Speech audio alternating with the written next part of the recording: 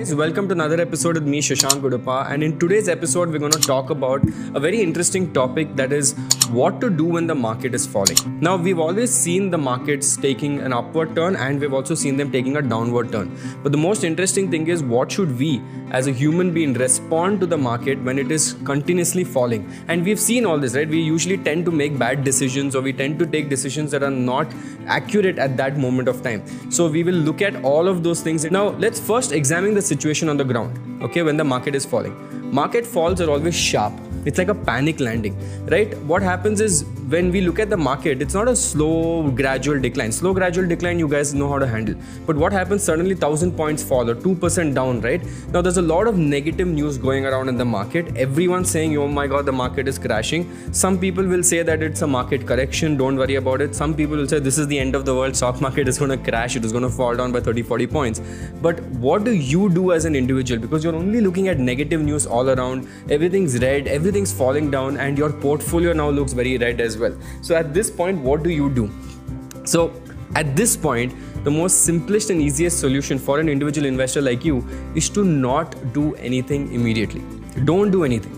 I know everything is looking bad. I know your portfolio looks really red and you really want to sell, and you'll be seeing news that might say that tomorrow bhi girega, it'll fall another 5 days.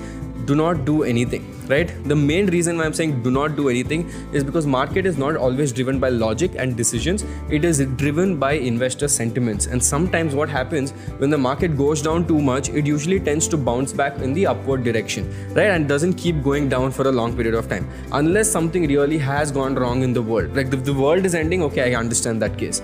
Now, the first thing that a lot of people do, which is a big problem, is they get caught in this negative wave.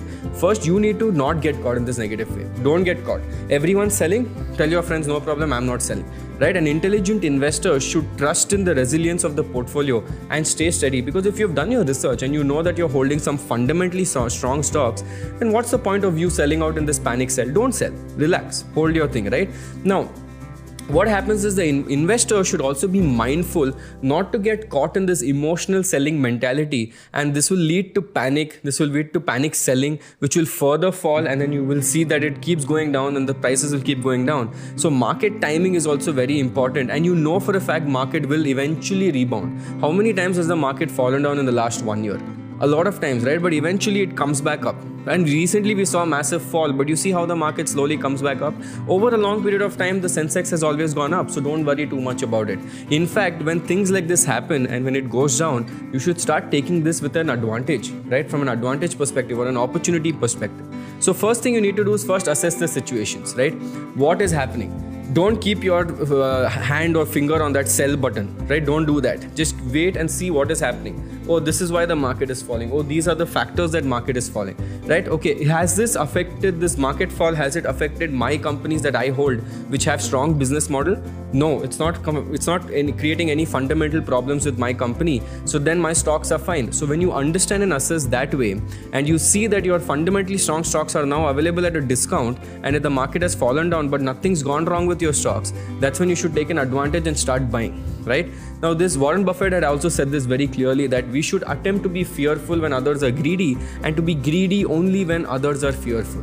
Okay, so that is why if you are looking at a market crash, it is actually an opportunity to get good stocks at lower prices, and your cycle, and thus you should cycle their allocation from other asset class and cash reserves and buy stocks at a bargain. So if you have kept a lot of cash or some fixed deposit and you see the market has crashed a lot, this is when you remove money from there and start buying stocks at a massive bargain. And I'll give you an example also in the end. But then there is another theory in the market which says you should never catch a falling knife. If it keeps falling, why are you buying? That is so stupid.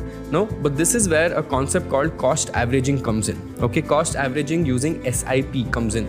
Now, when a market falls, it's the best time to start an SIP. Why? Because when the market falls and it takes time to recover, you're averaging out at a very low cost. For a very long period of time, you're averaging at a low cost. So you don't care which direction the market's going, up or down, because you're constantly adding these stocks in your portfolio, and you gain this low cost averaging, which gives you good results as well.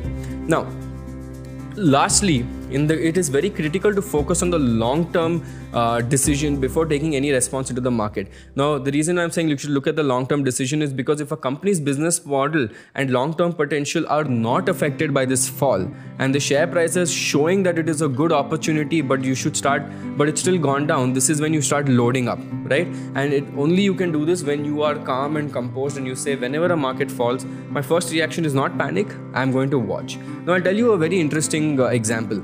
Remember when COVID happened for the first time, travel and hospitality stocks took the worst hit from COVID. It just completely went down, right? Your travel stocks, your hotel stocks, everything went down.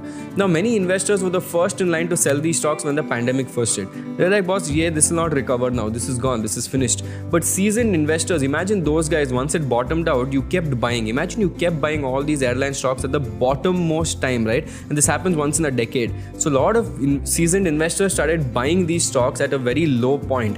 And if you look at it now, after a year or 2 years, you will see that all these stocks have given multifold returns already since the crash of in COVID-19 crash, the main crash of 2020.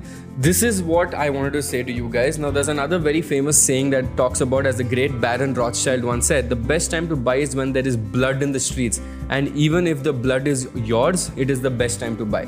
So this is something that is very interesting in the market. And when the market is falling, try to take this as an advantage for yourself and see how you can use this as an opportunity. So guys, I hope this quick video gave you a brief understanding of what to do when the market is falling.